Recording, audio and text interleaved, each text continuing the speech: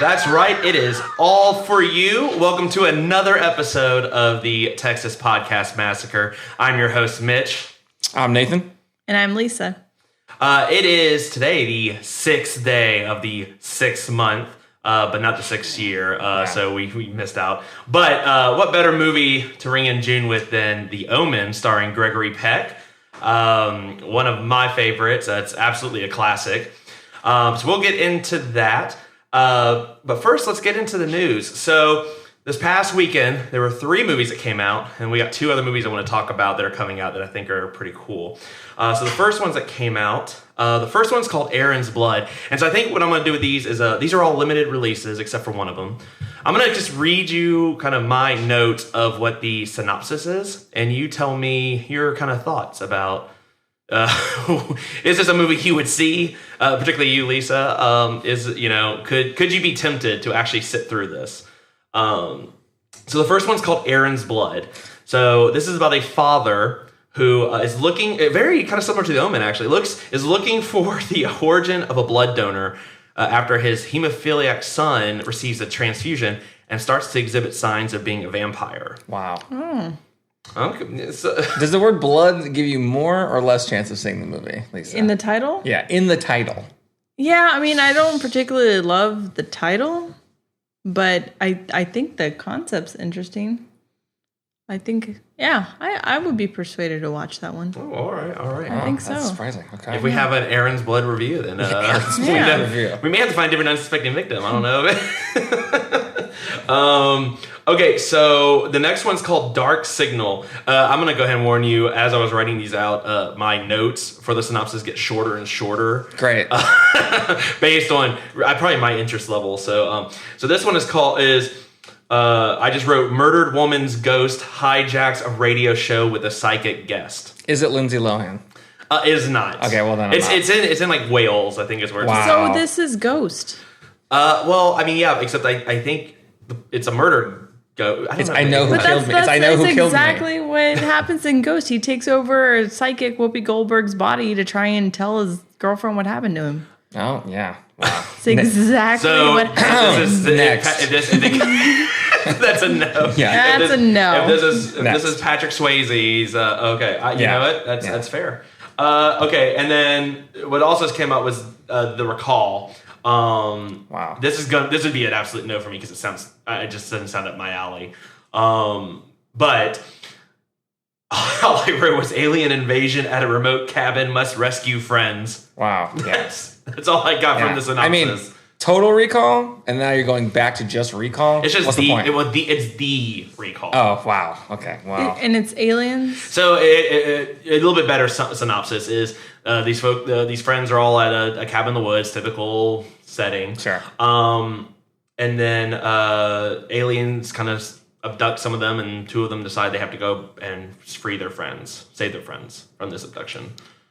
So the alien recalled the humans? God, is that what we're going with this? God. You know what? If there's a twist, that's probably it. You probably called it. Yep.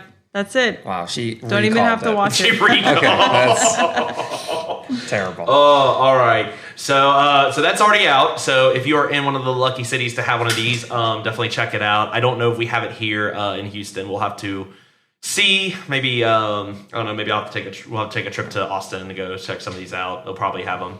Now the next 2. So one of them interests me only because it reminds me of an old video game I used to love. This one's called Camera Obscura.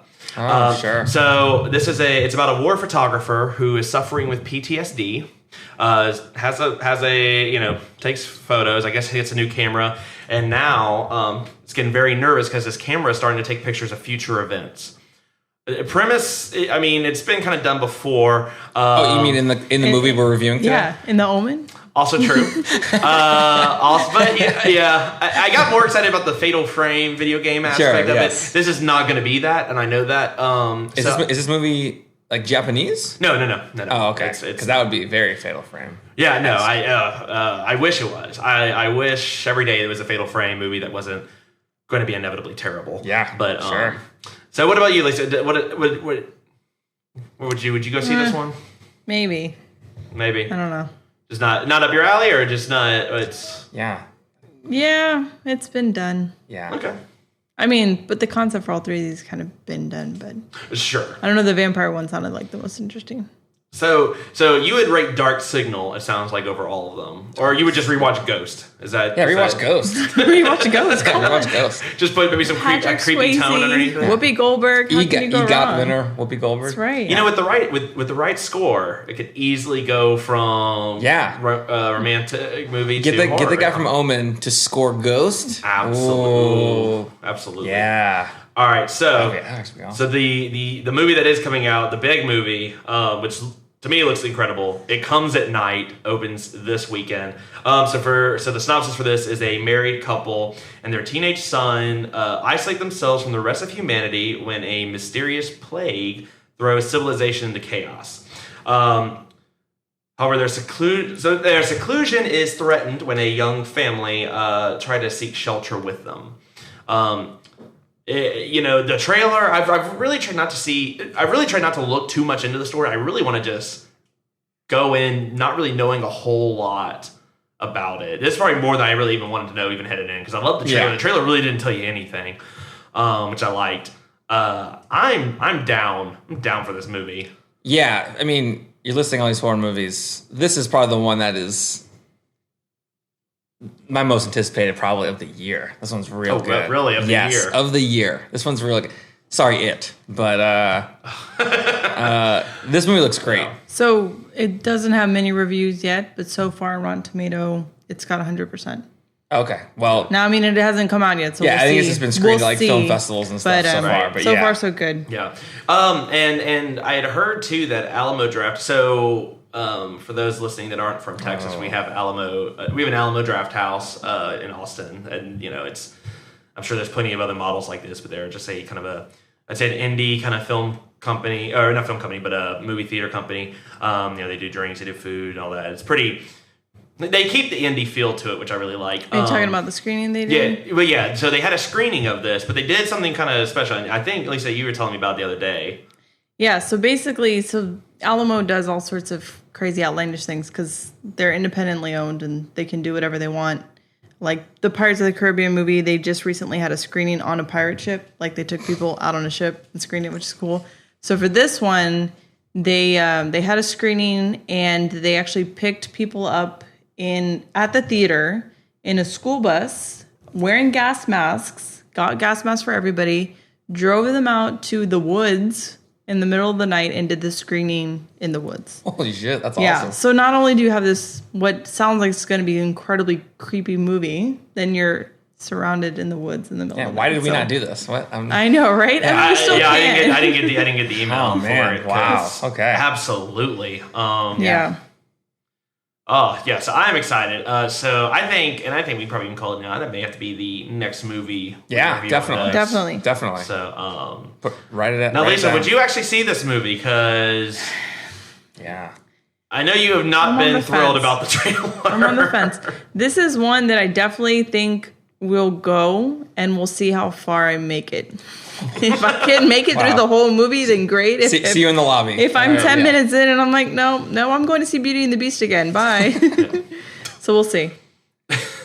Beauty and the Beast would be scarier to me, honestly. Beauty and the Beast, probably a future episode. Yes. Okay, so with that said, we'll move on to our next segment. So this week's question, which I want to pose to you both. Damien's a creepy kid. Yes. No question about it. He's a little creepy. English kids are creepy. I Yeah. mean, look at Doctor Who. Look at any of the Pink Floyd stuff. Walk around London. They're all creepy, right? Yeah.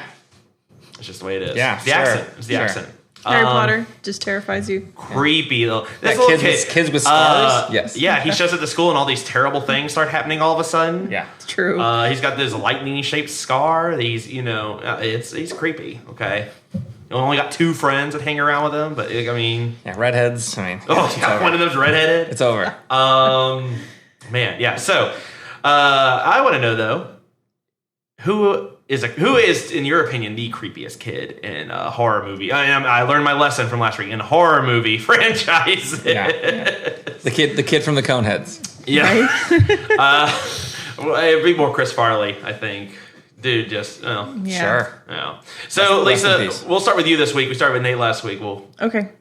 So this was easy because one of my most terrifying movies that I've ever watched was The Ring. Okay. It just scares the heck out of me. So Samara, to me, is the creepiest kid for a few reasons. The main one being I love television. I love watching TV. When I lived alone, when I couldn't sleep at night, I'd put the TV on. I'd turn the brightness and the volume down, but I'd leave it on so I could fall asleep like there were people in the room. And after you watch The Ring, you can't do that anymore because you leave the TV on and Samara's going to come and kill you. So to me, that hands down, she's the creepiest. Now, did you have a DVD playing that was just a well when you would go to sleep? You just look at a well? No. Oh, okay. She had to throw that away. Because that was okay. That's you can't have that babbling brooks. Yeah, that was your white noise. Yeah, that white noise. I had to throw the CD out because it just didn't work anymore. Yeah. So no, totally creepy. So smart. So now you haven't seen the original Ring or Ringu. Because I have a very thick Japanese accent, but I have not. Okay, it's mostly the same. I mean, it's mostly the same character, but okay. So all right, well, good. That's she's creepy. Yeah. Is it the walk? What's creepy? Is it just the fact that she just comes out the TV? Is it the walking? I think there's always an element for any character that moves weird and that you can't actually see their face. Yeah. So the fact that she has her face constantly covered, because like. The more we go through these podcasts, you guys are going to learn about us. But we have a actual zombie prop that we use at our Halloween parties. And over the years, her hair has gotten more and more disheveled and covered her face. And I think the more that happens, the creepier she gets because it's just like this thing coming at you instead of a person. So and the TV just tops it. That just makes it worse. Like if she was climbing out of a well, like if that was it, just like they go to the well, it would probably be okay because I'm like, well, I'll just never go to a well. That's fine. It's easy to avoid wells. Yeah, but there's a TV in every room in my house, so it's a little creepy. Now, is she creepy? Okay, so full disclaimer: The Ring is probably my absolute favorite horror movie. So I'm probably asking more questions than I maybe normally would, but wow. I have to. We'll get into it one day, I'm sure. But let me ask you this: so was she creepier before thrown in the well, or after? Because before, the reason why she gets thrown in is because all the horses are dying. She's got kind of these, psychic sort of powers. There's a reason why she's thrown in the well, and then she just gets more. Yeah, but before she gets thrown in the well, she only affects people within a few mile radius of her, if that. Mm-hmm. After the well. Yeah, it's like everyone. It's like Obi-Wan Kenobi. Yeah, you strike me down well, and I become more powerful than you could possibly imagine. Is that what he said? Yes. So it had the that was an opposite outtake effect. version. I know they wanted to drown her in the well, but by drowning her in the well, then everyone is in trouble. So gotcha. Yeah. Okay, that's a good answer. So I know it is. Nate, what? This was easy. This is the kids from The Witch, which is definitely going to be a future episode for sure. Those kids are really creepy too. The creepiness factor is the mouths on these kids, like the mouth per face area ratio is extremely high with these children. So when they open their mouths, it's like covering half their face. And they're twins. Yeah. And they talk to the goat and they're just insane children in the 1600s. No, this goat is literally, I don't want to spoil it, but they're talking to a goat. They're saying you're going to die. And they're twins. I mean, you're literally hitting this. You're checking all the boxes off. So more or less creepy than the twins in The Shining? More creepy because they're actually doing things. Okay. They're tangible people doing things to you. Instead of just standing there. Yeah. I mean, they already got murdered, so they're basically done. These kids are alive and creepily mouthing at you. That's not good. Oh, man. Well, once again, I'm going to have to... Predator? No. I'm going to just have to, again, educate both of you on really what the right answer is. Maybe it's low-hanging fruit, but it is this for a reason. It is the most celebrated creepy kid movie of all, and that's Children of the Corn. Easily Isaac and Malachi. Wow, Malachi. Okay. First off, if you ever meet someone named Malachi in real life that's a kid, you're already freaked out. Okay, that's already a weird enough name. The name's already working against you. But the fact that you have Isaac, who is, again, we're going to get into a lot of this, but he's basically Damien, but already in the politics game at a young age. Directly talks to, the one who walks behind the rose, leads a cult, actually effectively gets rid of all the parents around there. He's putting in some work. And they're making crops. The crops are coming. So he's clearly, that is effective policy making. I worked on a farm before. The kids couldn't do all this work. I gotta stop you right there. The kids, these silos are ginormous where all the corn goes in. The kids aren't gonna be working that. I'm just saying. All things are possible through him who walks behind the rose. Yeah. If the roses start coming up and then they start shoveling and then everything works out, sure. Right. It's great. But no lie. I mean, I really struggle too because I really can't pick between Isaac and Malachi because Malachi, has got the ginger thing going. I go Malachi. Yeah, but if I had to pick. He's the lackey and he's just walking around going, Outlander! We have your woman, Outlander! The thing is, he's more threatening. Oh, yeah. Well, yeah, he's the muscle. He's the muscle. But Isaac's pulling the strings. But Isaac is more calculated. I think once Malachi takes over, that's when everything starts falling apart. Which is why he's more scary. I don't know. All right, well. I don't know. It's different kinds of scary. Are you more afraid of, Jason, who is just going to just keep coming and, just brute strength? Or are you more afraid of Freddy, who's going to creatively really... Well, Jason, because Freddy's only when you're sleeping. Yep. And you never sleep. And you never sleep. Don't sleep. Who needs to sleep? Talk about not getting near a TV for somebody. Not Fred. Don't get near a TV for Freddy. That would be bad. Okay. It's a good final thought. If any of you listening want to weigh in or disagree with us, feel free to drop us a note. We're happy to, I guess, entertain any wrong. Please disagree with Mitch every time. Yeah. That would be my preference. Then in our Twitter is at TX. Yeah, TX Podcast Massacre. We misspoke last time. It's TX, not Texas. Yeah. Indeed. Okay. Well. One thing about the creepiest kid too. I do want to say. I don't know if y'all have seen this video, but they're a college humor, and I think I'll add it as in the description for the podcast, so anyone listening can go to the link. But they have a really funny video. It's a daycare promo video, but it's for all the different creepy kids, and it's hilarious. Nice. Like they're all trying to take a nap, and teacher's like, Samara, come get out of the TV and come take a nap. Stop playing. It's not There's another one with Reagan where she's making her head spin. All the kids are going, go, go, go, go. And then, of course, she's like, no, you'll make yourself sit. She starts throwing up pea soup everywhere. It's very funny, pretty creepy. So we'll make sure to share that link. But, certainly, especially with today's topic, certainly something to check out. And that'll lead us now into our movie review, which this week is the original version of The Omen. So for those of you who have not seen this, 41-year-old movie. Yeah, spoilers. Spoilers abound. Yeah. Now, spoilers abound every week, but somehow, if you have managed to not see this... Yeah, please watch this. Yeah, just pause, please watch, and then unpause. Right. So the tagline, which probably is probably too short, honestly. Mysterious deaths surround an American ambassador. Could the child that he is raising actually be the Antichrist? The devil's own son? That's a tagline? Question mark? Yeah, it's good. Double question mark on that. Yeah. I like that in the tagline, it really jumps straight to the Antichrist line, too. Yeah. Like, that's worst case scenario, right? Not just like, are you cursed? Are you on an Indian burial ground? No, your son's the Antichrist. Yeah. So this movie was directed by Richard Donner, who, interesting fact, directed Goonies. Directed like all the Lethal Weapons. His next movie was Superman. Yeah, Superman and did Superman 2. Oh, wow. And he directed 3 episodes of Tales from the Crypt. Yes. So yeah, he very accomplished director.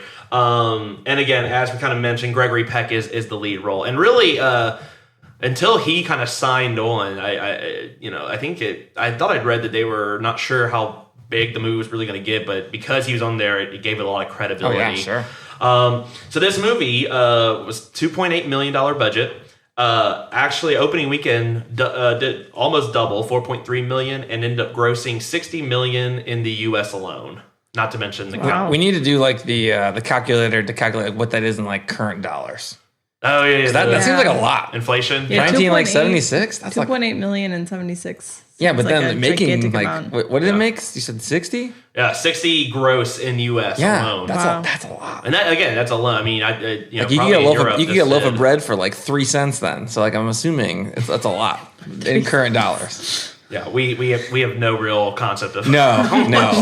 that is. Well, and so interesting. So one little tidbit I did find while I was looking up stuff for this movie. So Gregory Peck actually took a much smaller salary than he normally would have. He only got paid $250K for this, but he negotiated a kind of a royalty of whatever the box office was. That was smart. This is his most successful movie in terms of his payout ever. Yeah. Wow. So out of all of his movies, he made the most money off this More movie. so than To Kill a Mockingbird. That's right.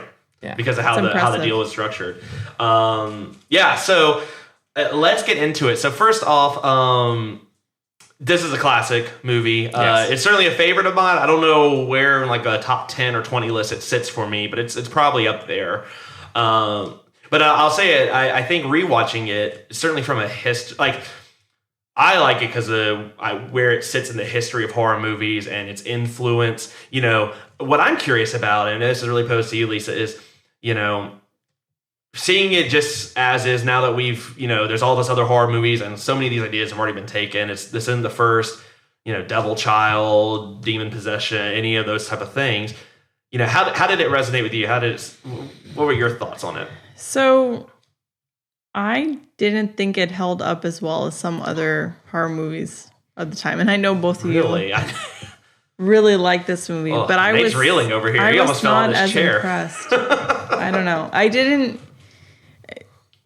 I think there were other movies around the same time in the horror genre that were creepier, much more scary than this. This was well made.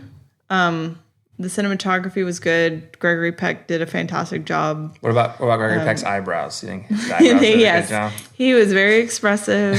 I don't know what the on fleek word would have been then, but that's what they were. But overall, I wasn't as impressed. Was it too slow?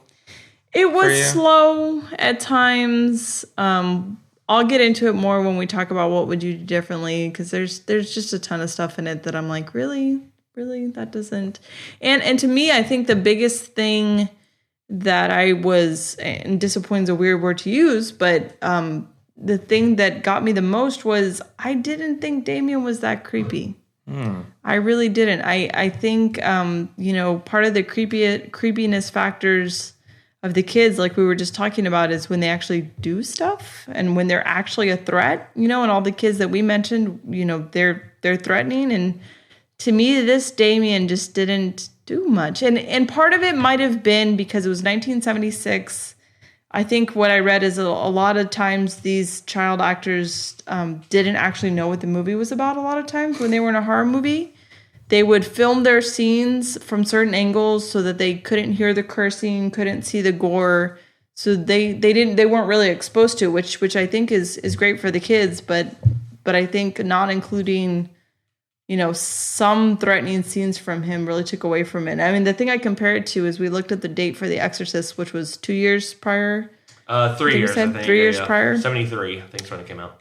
And I mean, I haven't seen it, so maybe we need to add that to the list. But from everything I've ever heard, that was truly creepy and terrifying, and people could not sleep at night after they got home from seeing that. And I think a big part of it is Reagan is so creepy, and she has so much power. I mean, when you're having to chain the kid down to the bed because you're worried that she's just going to terrorize everybody, I think that really adds something to it. And to me, Damien was a little on the disappointing side. I think that was, and then it did kind of drag a little bit for me. Yeah, I disagree with everything you said. Of course you did. No, the best part about this movie was definitely the music. Yes. Which The won an score Oscar. was good. Which Yeah. won an Oscar, which is great. The guy Jerry Goldsmith that did the music actually did Aliens music as well. Really? Yes. Okay, I didn't know. I didn't see that. Yeah, Awesome. This guy was pretty accomplished. I looked up the kid. I think his name's Harvey Staples. He literally was in no other movies after this, other than as like a background reporter in the Omen remake. See? That He came wasn't out, that impressive. and like in a TV movie, that was it. So, I mean, you might as well go out on top. That's I'm assuming that's what he did. He went out on top. But no, the movie I thought was great. I feel like Damien is like, well, he's the Antichrist, right? He's gonna raise up armies on all the shores. He doesn't have to do anything. So that's why he's like the gangster. He just like sits there and doesn't say anything, and the dogs come at you. People hang themselves. There's old ladies who are trying to stab you. He doesn't have to do anything. I think he's like the CEO of evil. Like he doesn't like he lets like the minions go do the But things. his army was a few hounds and a nanny. We gotta start somewhere. Hey, I mean, Nanny Blaylock or Baylock. Let's. I'm not saying yeah. she was really creepy. She to me was way more creepy than he was. yeah. No. Well, I mean, so this movie is part of a 4-movie quadrilogy to steal from Alien, and this one is by far the best. The other ones are terrible. Oh yeah. So I haven't seen the other. But So is you it get him to growing see, up? Yeah. So you get to okay. see. So the progression. the next movie, he's like, I think he's like, is he like a middle schooler? And then he's in the third movie, he's Sam Neill. he grows up. He doesn't grow to be the Antichrist. Jurassic Sam Park. Neill. He's literally Jurassic Park's Sam Neill as like, okay, I'm the conniving like adult. So you get to see, like some progression that goes through. Okay. But yeah, so he starts small. So this is the origin story. Exactly. Right. And then later on in much worse movies, which is unfortunate because it's kind of like it actually reminds me a lot of Planet of the Apes. The first movie is like, oh my God, Planet of the Apes. This is a classic. And then they just like kept going. And it was like, all right, I mean, they're not as good, basically. Yeah. And so they started out real hot and then it just went down. But you think in this case, is it the same in this case? Do you think the Omen's the best one, then they get progressively Oh yeah, worse? it's Okay. like by far the best Yeah. one. Like, Okay. don't even watch the other ones unless you're me. And I then would you just can skip do the that. remake because first off, it's practically a shot for shot. Yeah, skip the remake. The only thing more intense in the remake than in this one. First off, the original Miss Baylock's incredible. The Nanny, she's great. Great. I love though that the remake got Mia Farrow, Rosemary herself as that's good. Miss Baylock, and then how Catherine dies in the remake to me is scarier because in this one she's just like shoved out a window into an ambulance. She literally explodes out of an ambulance. Right, which is pretty good. Whereas in this one, they do more of a slow burn because she puts the needle in the IV to create an air bubble and lets that go in, and that's infinitely times creepier and more tense to me because you just watch it and she, but her arms are broken. She can't pull out the cat. She can't do anything. She's just stuck in there in like a body cast. Yeah, that was like everything else shot for shot. That was at least an improvement. But otherwise, same movie. I wonder, with this one, I sat there wondering, in this one, we're all very aware he's the Antichrist. There's no real mystery about the ending. yeah. But I wonder, it's before our time. When it came out, do you think they were trying to go for more of a subtle, like, do you really have to think, like, you have to think, like, at some point, are you still questioning whether, is this all in their heads? Is it more? No, once the dog psychically tells the nanny to go hang herself, it's pretty obvious, right? Which she was such a good nanny. I don't know why. Yeah, There they was had to get her millions- out of the way so that the evil lady could come. I guess they were Who? setting it up. Who is the mastermind of this? I have no idea. Like, who told the dog to go there? I don't know that part. Well, it's actually creepier that you don't know. You're like, what are these? Where's this lightning coming from? Right, no okay. one knows. It's fine. great. And let's talk about that fault in the movie, right? So Fault or genius? because there's something controlling these dogs, there's multiple dogs. So It's the devil. fine. So when he's driving Damien to the church at the end to shank him, basically, in what has to be the most complicated, convoluted way of stopping the Antichrist. No, like bridges falling apart, no road hazards. It's just like we're just gonna. Yeah. The devil just kind of like he's just like stop watching the TV, like the security camera for a second. And I mean, is the devil the best dad? Probably not. You know what I mean? Well, I mean, he's probably better than Gregory Peck was in this movie. Well, again, not the eyebrows probably not as good on the devil. No. But other than that, I don't know. I just feel like this last thing is like you have someone's controlling this. Is it Damien? Is it the devil? If it's either one of them, they totally just drop the ball on this whole. Yeah, I think maybe the devil only has like a finite amount of, like he gets tired really easily. Okay, so like it's like, all right, I'll do all this. He really spent a lot of energy on that priest, terrorizing that priest. He really spent a lot of effort there. And maybe, he's controlling the dong. There's a lot of things going on. So maybe he just got tired. I'm starting to think it wasn't him. I'm starting to think this is too low for him. I'm starting to think he put his assistant on it and his assistant dropped the ball. Okay, yes. Okay. He has a PA running around. Yeah, like Beelzebub is like, dude, I'm doing too much work. He put the intern on it. Yeah, the intern dropped the ball. Do you want your triple mocha latte, or you want me to make sure your kid doesn't get like murdered? Yeah, I can only do one. Yeah, that's good. Yeah, I don't know. Like I said, I thought it was I enjoy it.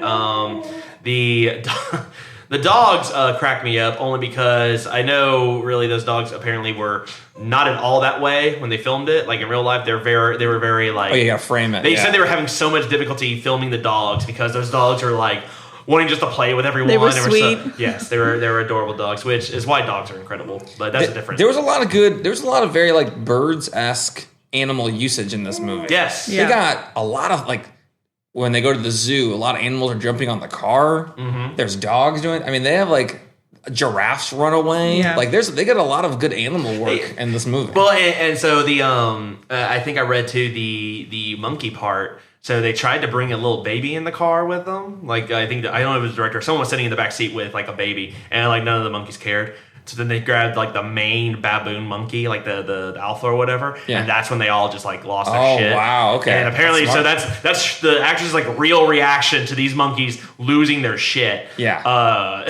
Oh wow. That's. I get okay. So I wrote down a question in my notes here.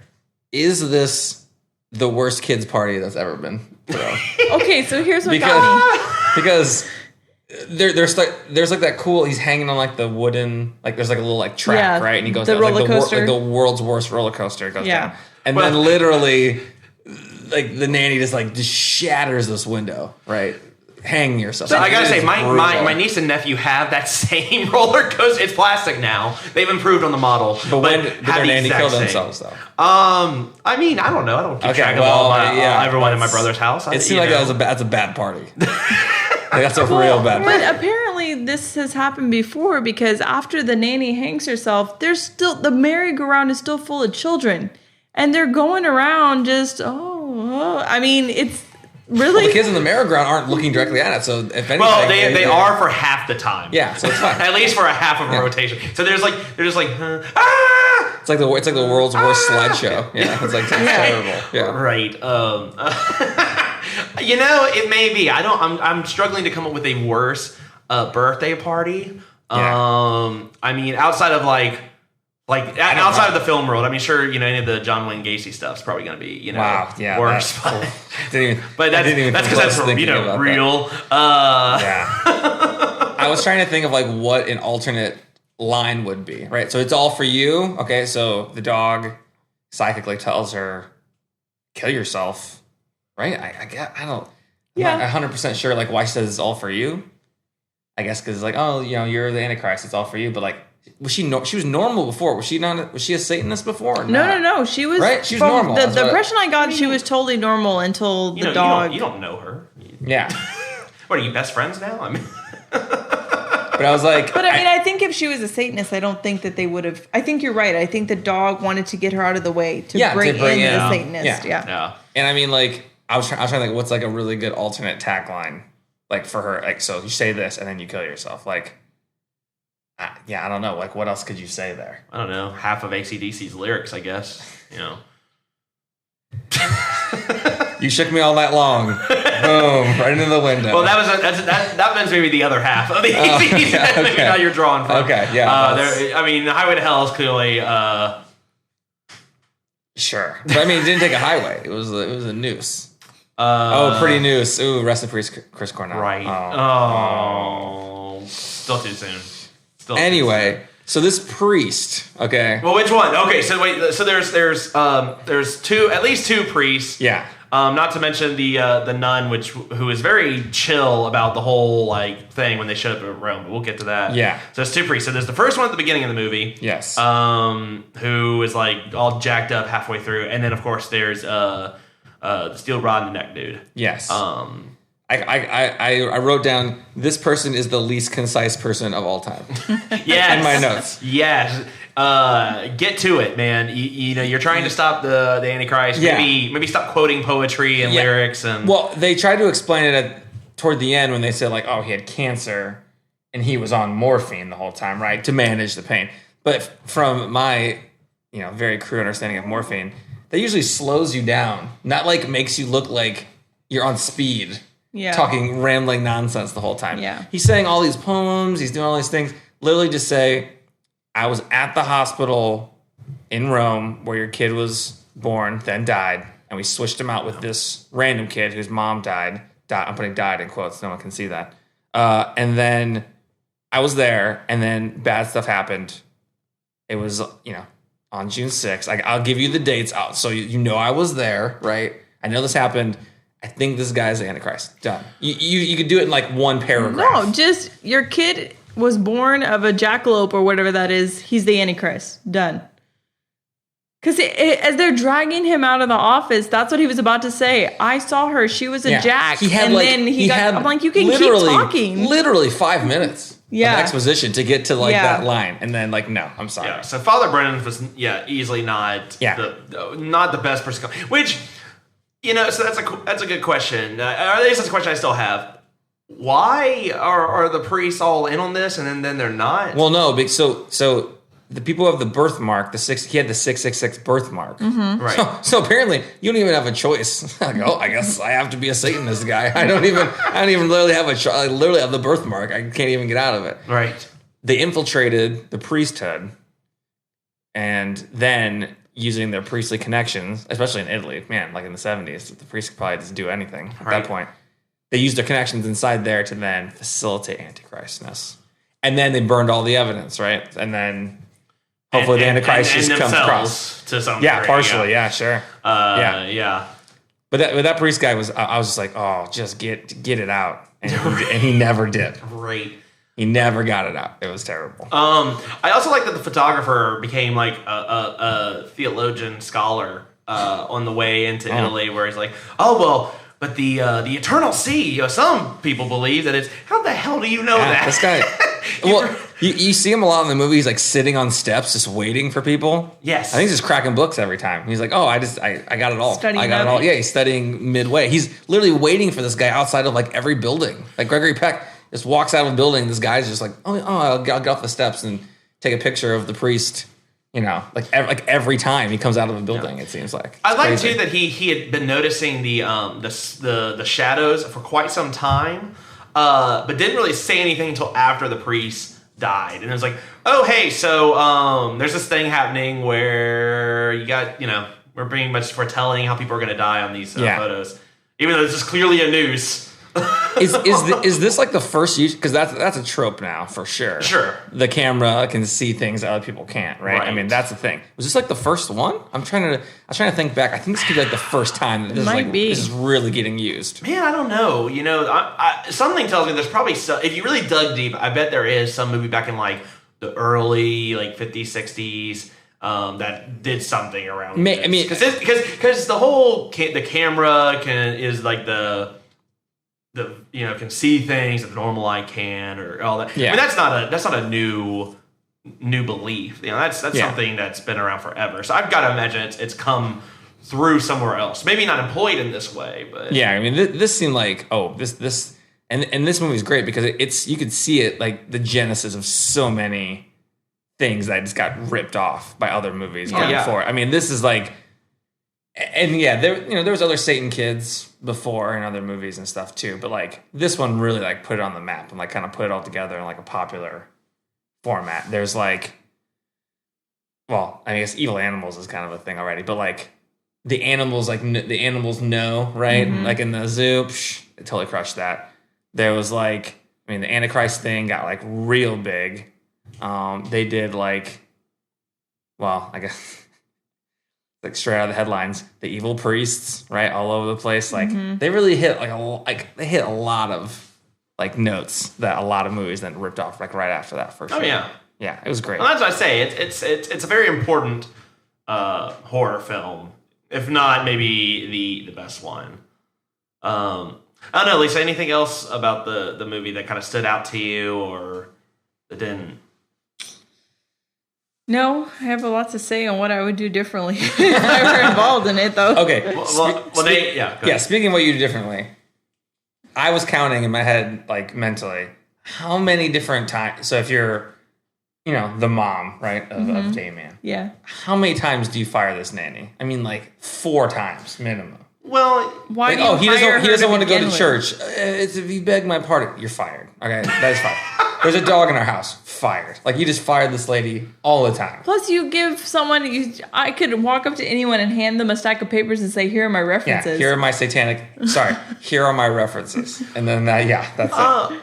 And I just, I'm watching him, whoop his mom's ass in the car as they're on the church, and that's a kid that needs Jesus. So why are you driving away? That's like we're dragging you in there to get you, you right. And the nanny's supposed to be looking after him. So if anything, you fire her because of that too. I mean, you fire this nanny all over the place. In my personal opinion. But man, what a way to get a job.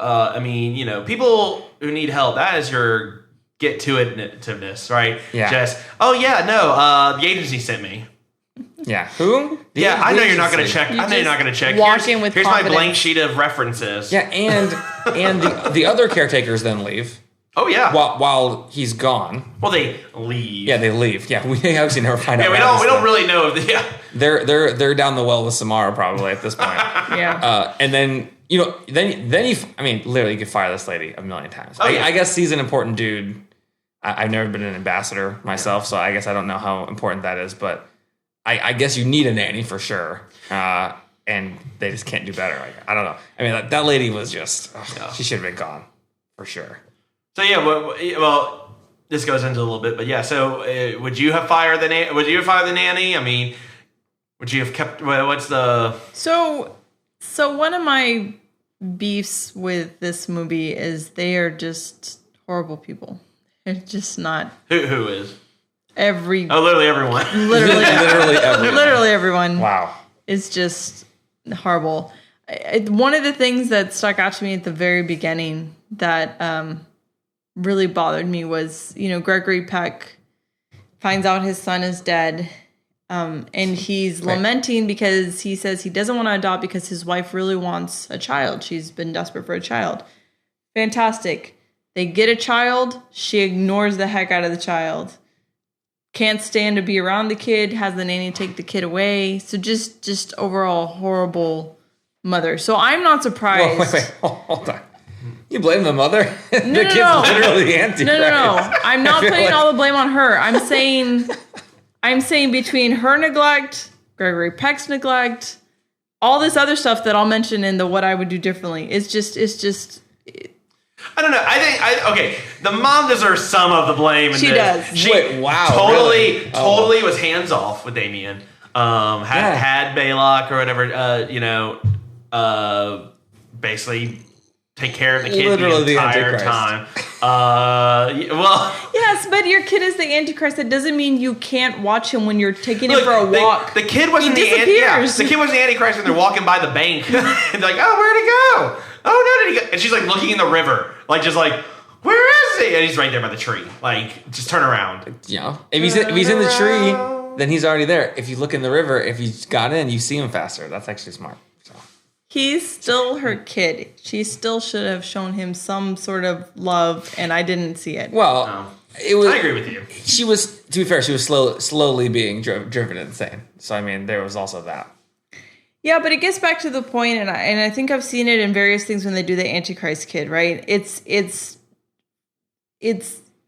and it wasn't her blood child, but it was her adopted child, and she wanted the child, and she didn't know it. She thought it was her blood child. That's why it was so jarring for her too, because it wasn't her kid. And she started realizing it, and that's why she's like, I hate this kid. But it is her kid, and she shows no love or devotion to that kid, right? I mean, the nanny's the one holding the kid at the birthday party while he blows out his candles, and it isn't until she sees that connection that she starts to get jealous of the nanny and goes and takes him away. So I don't know. I don't think she was a good mother figure.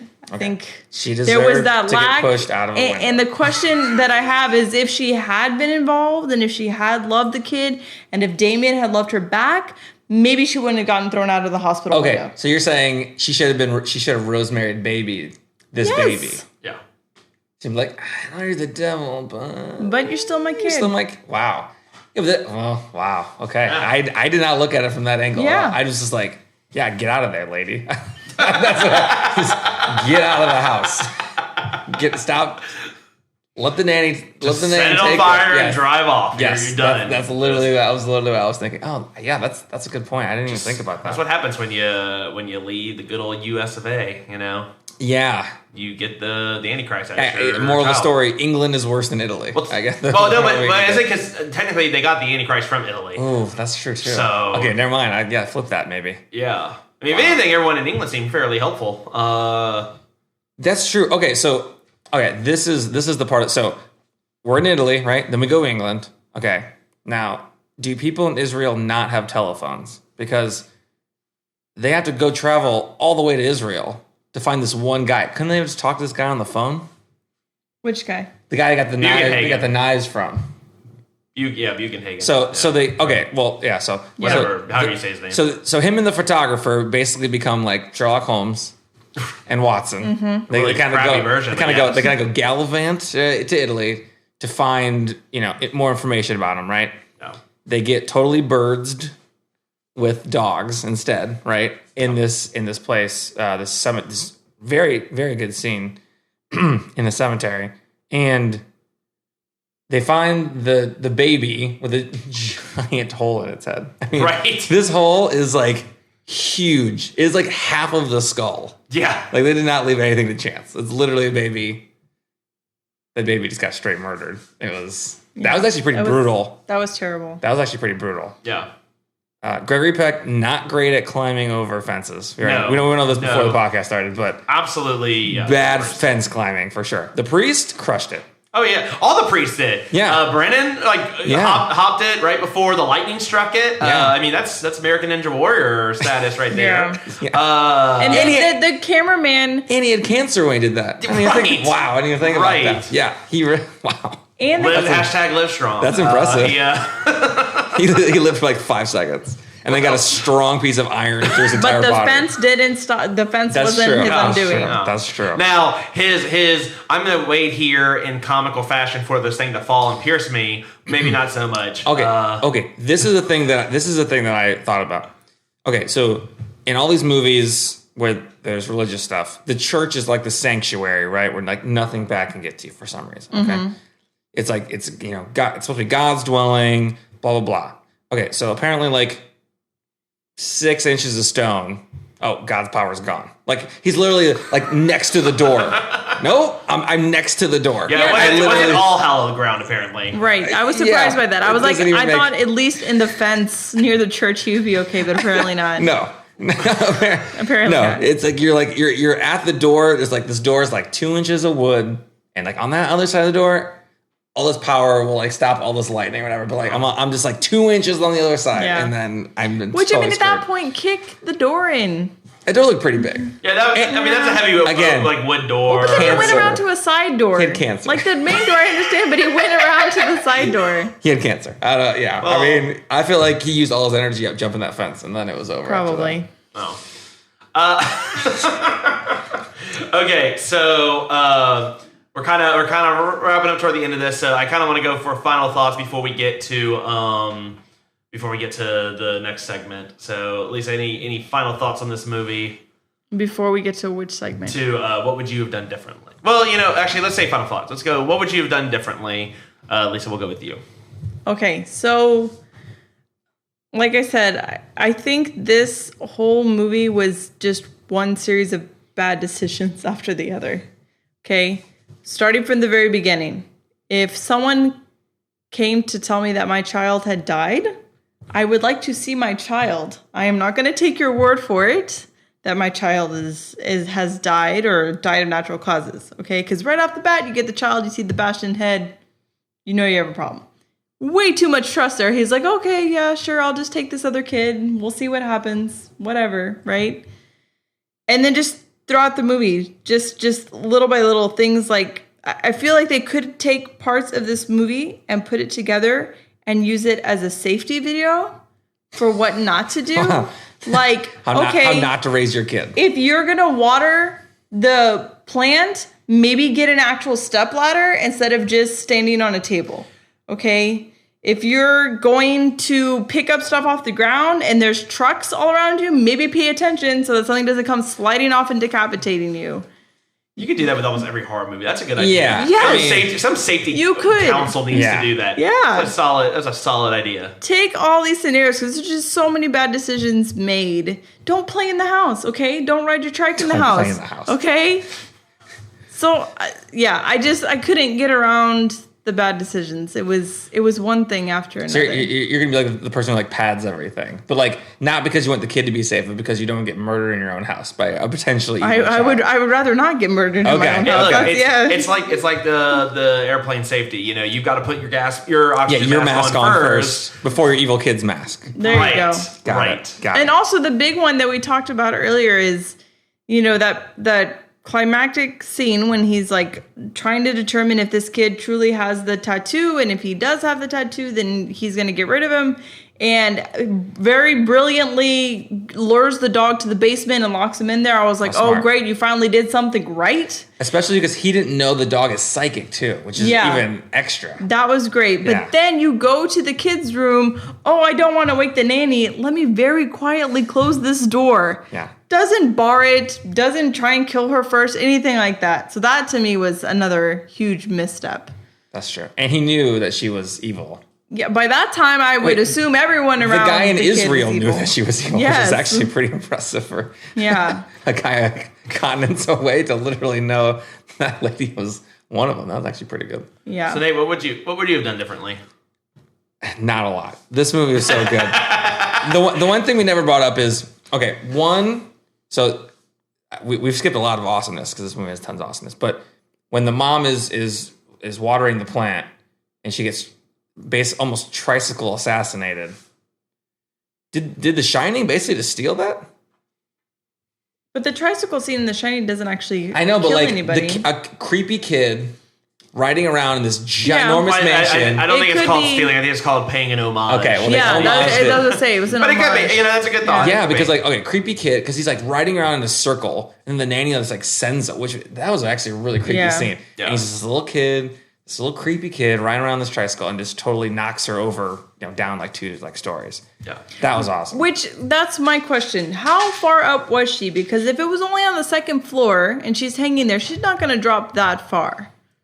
I think it was 3. It was about 3 floors. If it's 3, okay, 3. Then it's because realistic. their staircase. I think they showed had kind of like this house that they got was ginormous. Yeah. And then another final thought is so when they go to Israel, they talk to the Bugenhagen guy, get the stabby knives, the only knives who can kill the Antichrist. I'm not sure how that works exactly, but when the photographer guy who's been doing awesome investigative journalism with him, in 3 days they solved the whole conspiracy. It's actually pretty good detective work. When he gets decapitated, that head flips in the air 3 times. That was brutal force on that decapitation. That was awesome. Yeah. I love that was my favorite death in the whole thing. That one was great. And then the end, he tries to stab him. So just too late. So if you were Gregory Peck, you're good. You believe everything that Gregory Peck did was he wanted his wife to have the kid, and he didn't want to tell her that the kid died. Should he have checked on the kid? Yes. your nanny committed suicide right in front of a whole kid's birthday party. Cut him some slack for hiring a nanny to get some help. He does good. He does the good investigation. Yeah, then he doesn't lock the. He still kills the nanny though. So that part. It's the little things, Nate. Yeah, it's the little things that get you murdered. That's true. I'm just saying, if it was me, I probably would have been dead in this movie. So I feel like Gregory Peck did a better job than I would do. So for me, what I would have done, I think Father Brent. On this, on Father Brennan's side, maybe you are an Italian priest. Right? He is. I mean, I believe he's an Italian priest, even though he has kind of an English name. But I think he's from Italy. Maybe you talk to all the other priests in the area. Yeah. And I mean, granted, you're in England. It's more Anglican and Protestant than it is, Catholic. Maybe that was kind of the point. But maybe you just let other priests know, like, hey, maybe don't close your church up because I need to swing in. I might need your help. So that instead of just going straight to the father and be like, hey, so I'm gonna need you to kill your kid. And drink, go to communion and all that. Which he's strategic. I'm assuming it was strategic to have the meeting right near a churchyard. But if you're going to be that strategic, have the meeting in a church. Oh, right, yeah. Take that extra step. I know you love the scenery. I know the channel is just beautiful. The Thames is, great to look at, but... Yeah. Well, I think he felt guilty because... Well, he felt guilty. That's why he came to him, because he's like, well, clearly he was part of the scheme. Because he had the 666. Sure, and no one's saying he shouldn't have gone to the father, but, maybe not. It's not just me. This coalition of priests. Maybe he doesn't know who he can trust in the priesthood, because clearly they've been infiltrated by all the Satanists. But if he had I'm just saying, that is something I would have done. Maybe you just check and, you've got years. It's been 5 years. He could have maybe... That's true, yeah. But if he has... the 666 as well. Can he actually walk in a church without feeling pain? Because as soon as Damien got close, he started freaking out. But this guy got well, he is. But I mean, I'm assuming all of the minions are. If you're recruited into the army, I don't know. I would think they wouldn't be able to walk in at all. Yeah, we need a prequel to the origin story of the 666 Club. Yeah. So awards, are there any, if you could give any award you wanted to any character, what would you give it? Nate, we'll go with you this time. I'm going to go with the Milky Eye Award to the priest, the initial priest. So, when they go find that priest to figure out more information, right? Father Spoleto. Milky Eye guy. when they find him, it's pretty jarring. That was actually awesome. They did a nice it was like a Two-Face in Dark Knight. This guy looks. Oh no, he does not. He looks terrible. He writes the name of the cemetery, and then I think almost literally dies right after that. Right? Yeah, pretty much. He just dies instantly. So it was convenient, but good timing. Yeah, it was. He at least so then I guess. This is like the worst Antichrist group ever, because all of them become reformed. It's like a former cult, and everyone just starts leaving. This is basically because the one priest tries to stop it. This priest is like, I can't talk anymore, and I fall away from God, and he admits he was bad already. So everyone who's part of this got out instantaneously. It was weird. Yeah, I don't know. There you go. All right, Lisa, your award. My award would be most dedicated caregiver. Yeah. Because that nanny was just on top of it, right? Oh yeah. I thought you were gonna say the dog. But the dog too. They were a team. It was a 2-for-1 special. It was. That's true. Yeah. I mean, that kid had a lot of love. It just wasn't from the people he needed it from. That was the problem. But I think she was definitely dedicated to the cause. Yeah. Agreed. I'm gonna go with worst cemetery ever, and definitely first off, if you watch it closely, the lid for where his real son's buried, it literally props open very quick, and then because Gregory Peck's such a great actor, he really emphasized how heavy it is, but that sucker just popped open like it was nothing. You just easily tell it was practically styrofoam or something. These dogs wait till the last minute. If you got guard dogs, maybe train them to attack before they uncover your secrets. And I don't know, why are you burying the jackal? Why even bury that? Under a custom headstone. Yeah, what's to hide? Just smash the grave, pretend it was body snatched or something. There are infinitely many other ways to do it instead of actually burying the jackal body. We killed all the people involved. We burned all the records, but let's not make sure, the body. But not the jackal that we hid there. Worse cemetery. Worse. That's just not. That's his attention to detail. Yeah, that's true. That's conspiracy 101. Yeah, these priests are all over the place. Right. Yeah. Agreed. So with that note, we're right now at our final cut. So we're going to give kind of our ratings. These ratings are somewhat independent. I mean, we're just kind of whatever we want to give it. For myself, again, just because of how classic it is, I'm going to give it kind of almost close to last week. It's going to be, I think, 7 out of 10 lightning rods. That's good. Really, again, it's classic. Nate will go. I think I liked it more than you guys by a large margin. So I'm going to give it 9 out of 10 spinning heads. Oh, well. Okay. All right. And Lisa? Yeah, I give it 2 out of 10 hellhounds. Oh, 2 out of 10 hellhounds. Wow. Oh, man. So that is from our... that's like Ginger Dead Man levels there. Yeah. That's real bad. Well, yeah. So, okay. So you would say, Lisa, other unsuspecting victims like yourself who aren't horror movie fans would probably not really care for this movie as well. That kind of... Yeah. That's fair. I mean, it just wasn't scary. And nothing. And that is what we're trying to provide, a rating both for folks who love horror movies and who don't. Yeah. So, okay, so that is it. That's going to be it for our show this week. Thank you all so much for listening. Next week, again, we are going to review It Comes at Night. So make sure to check us out next week. And Nate, where can they find us? They can find us at TEXASPodcastMassacre.com and at TX Podcast Massacre on Twitter.